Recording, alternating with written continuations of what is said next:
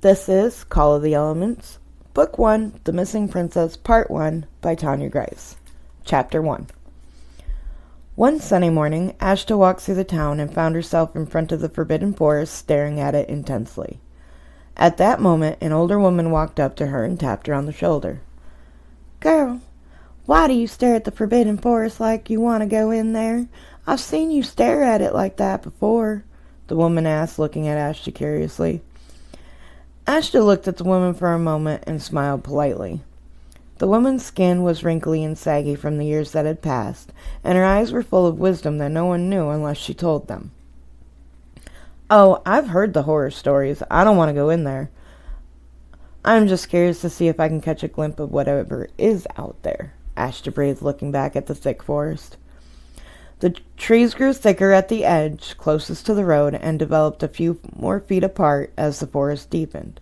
The trees along the border were full of life, and the deeper the forest went, they seemed to die and look old and withered. "Oh, my dear, you don't want to see those things. They are hellish creatures that stalk their prey. My husband disappeared 4 years ago. We don't know about the forest then, but we found out when he never returned. We even sent out a search party after him and his partner. The search party never returned either," she grieved sadly. Heavily, Ashta sighed. Now she wanted to know what was out there. She turned toward the older woman and gave her a sincere look. "I'm sorry that happened to you. Maybe one day we can figure out what we can do to make them go away," she said hopefully, and the lady looked at her and humped. "When you find someone brave enough to go in there, you let me know," cackled the woman, walking away, and Ashta watched her walk away in surprise. What did she mean by that? Ashta wondered, glancing back at the forest.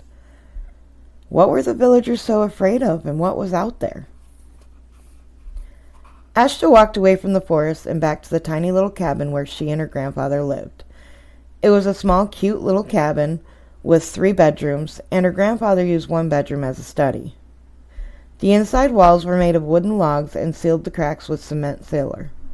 Also, there was rose bushes growing out in front of the house and a bench swing in the backyard.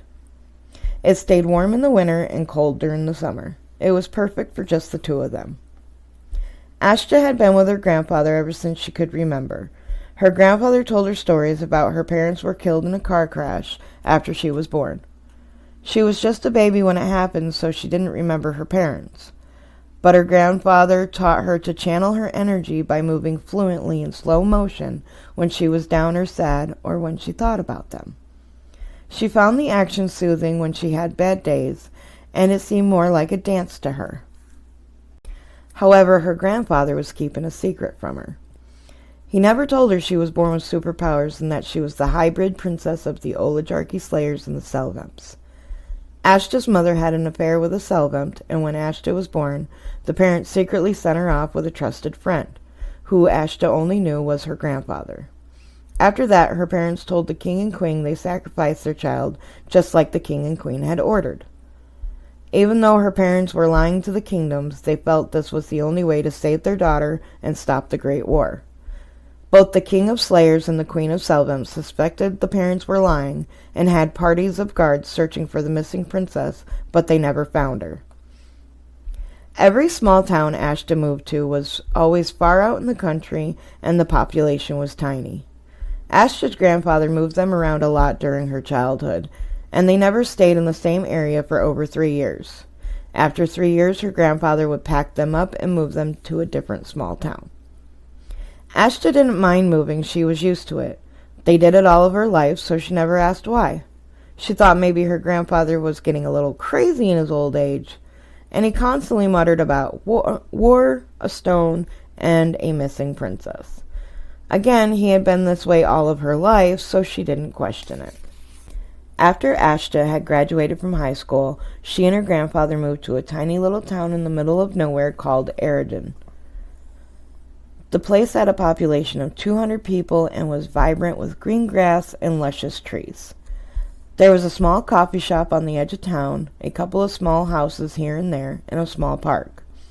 Also, a few shops along the main strip of the road that ran through the middle of town.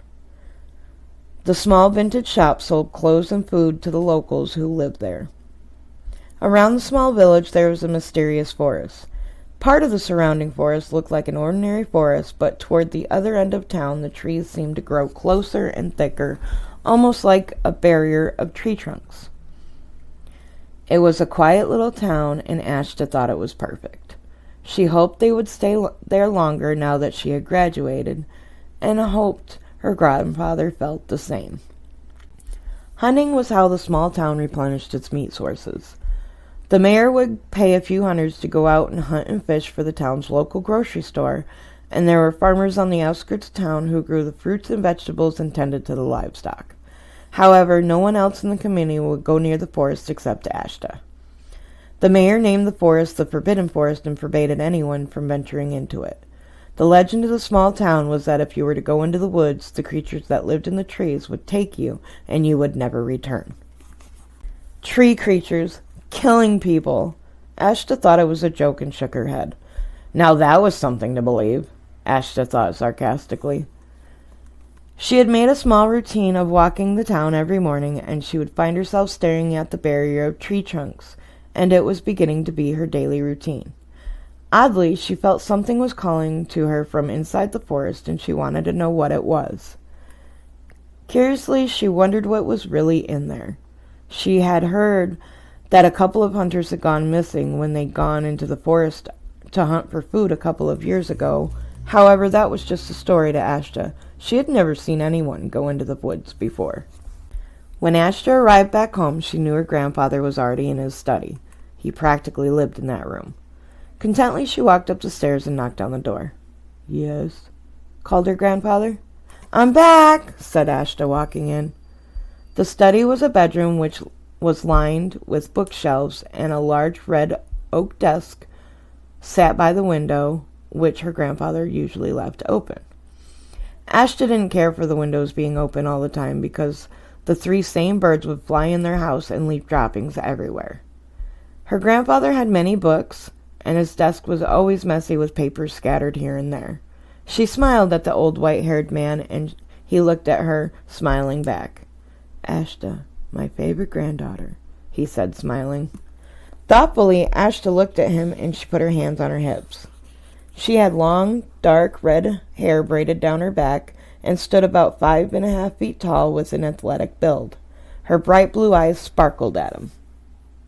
"Ha! I'm your only granddaughter," Ashta laughed, and her grandfather laughed with her. "Where did you find yourself this morning?" he asked curiously, looking over some papers at his desk, and Ashta sat down on one of the chairs, dangling her legs over the arm. "Oh, same spot, the haunted forest," she said casually, and her grandfather looked at her seriously over his thin-rimmed reading glasses. "You need to stay away from there," he said, and she gave him a serious look back. "Come on, Granddad, you can't be serious. You can't believe the town's tall tales about a mysterious forest that has creatures that eat people?" Ashta said as she threw her arms in the air. "Ashta, that forest is dangerous. You will understand one day," he advised, looking back over his papers, and Ashta stared at him in disbelief. Could he really believe the crazy townfolk stories about the forest? Everyone probably just got lost trying to get back to town. The trees grew so thickly together that maybe they got lost, Ashta thought, rolling her eyes. She looked at her grandfather thoughtfully and sighed. He had never steered her wrong before, so she should still listen to the wise old man. She got up from her chair and walked to the door. She turned to her grandfather, looking at him. "Maybe we won't have to leave and we can figure out the forest together," she suggested, and he looked up at her. "No, we're not leaving here. There will be no more moving. Eridan is our final destination," he said with a smile. Ashta smiled at him happily and walked out of the study. She was so happy to hear that they would no longer be moving and she might be able to make a friend and keep them. Happily she smiled as she walked into her room and closed her door.